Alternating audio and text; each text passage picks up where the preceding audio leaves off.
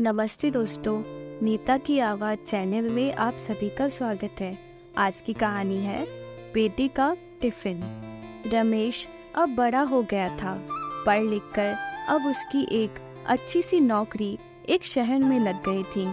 कुछ दिनों के बाद उसके माँ बाप ने उसकी शादी एक सुंदर और सुशील लड़की से करा दिया, जो कि वो भी नौकरी करती थी। अब रमेश और पत्नी दोनों जॉब करते हुए एक शहर में ही बस गए थे। कुछ दिनों के पश्चात रमेश के पिताजी की अब इस दुनिया को छोड़कर चले गए, जिसके बाद उसकी माँ एकदम से अकेले हो गई थी। कुछ दिनों के बाद रमेश अपनी माँ को अपने साथ रहने के लिए शहर ले आया, जिसके बाद शहर में आकर रमेश की माँ खुद को एकदम अकेला पाती थी। इस तरह उन्हें भी अच्छा नहीं लगता था, लेकिन एक माँ अपने बेटे की हमेशा खुशी ही चाहती है, सो धीरे धीरे वो शहर में रहना सीख गई थी। लेकिन रमेश और उसकी पत्नी हमेशा अपनी माँ को समझाते रहते थे कि ऐसा मत करो, ये मत करो। मतलब ये लोग अपने आगे माँ को एक तरह के गंवार ही समझते थे, लेकिन माँ का दिल तो हमेशा अपने बच्चों के लिए बड़ा ही होता है। सो वे सभी बातें सुनकर चुपचाप हाँ में हाँ मिला के रह जाती थी। एक दिन की बात है, सुबह रमेश की पत्नी को ऑफिस जल्दी जाना था। वह सब कुछ जल्दी में तैयार करके रमेश का खाना पैक करके ऑफिस चली गई। फिर उसके बाद रमेश भी जल्दी जल्दी तैयार होकर ऑफिस निकल गया था।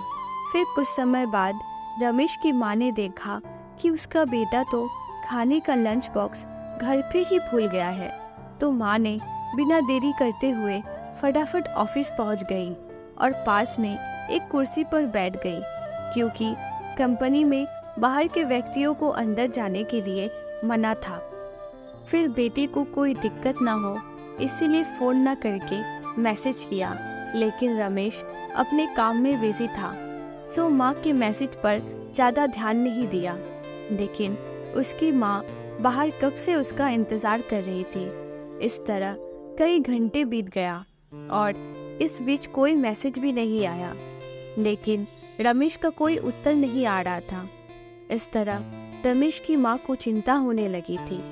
लेकिन रमेश अपने माँ के कई मैसेज आने के बाद वो अंदर ही अंदर खूब गुस्सा होने लगा था।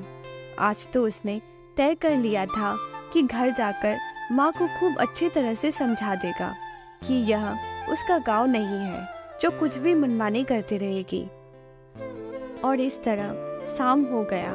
अब रमेश घर जाने के लिए कंपनी के बाहर निकला तो देखा कि उसकी माँ तो सामने खड़ी है, जिसे देखकर उसका गुस्सा अब 7वें आसमान पर था और बिना कुछ पूछे ही अपने माँ को डांट फटकारने लगा कि पहले जब तब आप घर में खाली बैठे बैठे मैसेज करके परेशान करते रहती है, और अब तो आप उसके कंपनी में भी आ गई है।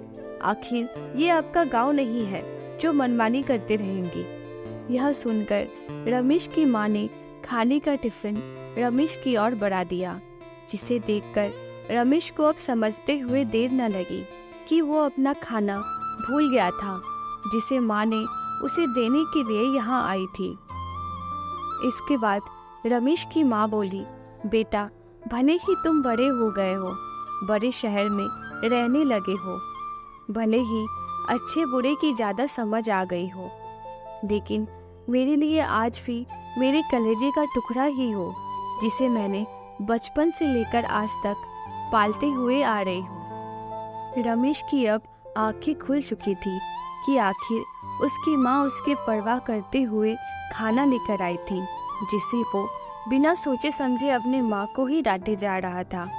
अब वो अपने किए हुए पर बहुत पछतावा हो रहा था, जिसे देखकर माँ ने उसे एक बार फिर से अपने गले लगा लिया। और इस तरह रमेश अब आगे से खुद को माँ के लिए बदल लिया था। अब उनकी पहले से ज़्यादा देखभाल अच्छे से करने लगा था, जिसके बाद माँ को अब शहर में भी अच्छा लगने लगा, क्योंकि अब उनका बेटा फिर से उन्हें मिल गया। इस कहानी से हमें यही शिक्षा मिलती है कि एक तरफ जहाँ हम पढ़ लिख कर खुद को ज़्यादा ही समझदार समझने लगते हैं, जिससे जाने अनजाने में अपने माता पिता की बातों को गलत साबित करने में लग जाते हैं।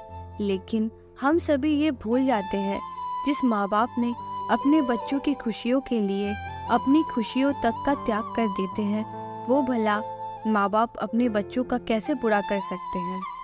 हर माँ बाप की यही इच्छा होती है कि उनके संतान उनके बुढ़ापे की लाठी बने, लेकिन विकास की अंधी दौड़ में हम सभी अपने मूल्यों को भूलते जा रहे हैं, जो कि बहुत ही सोचनीय है। अगर हमारे माँ बाप हमें पाल सकते हैं तो हम उन्हें बुढ़ापे में क्यों नहीं पाल सकते। यही तो हर माँ बाप की इच्छा होती है। तो आप अपने माँ बाप की उम्मीदों पर ज़रूर खरा उतरें। अगर आप सभी को ये पोस्ट अच्छा लगे तो कमेंट करके ज़रूर बताइए। पूरे वीडियो को देखने के लिए धन्यवाद। ऐसी ही कहानी आगे सुनने के लिए मेरे चैनल को लाइक और सब्सक्राइब कर दीजिए। धन्यवाद।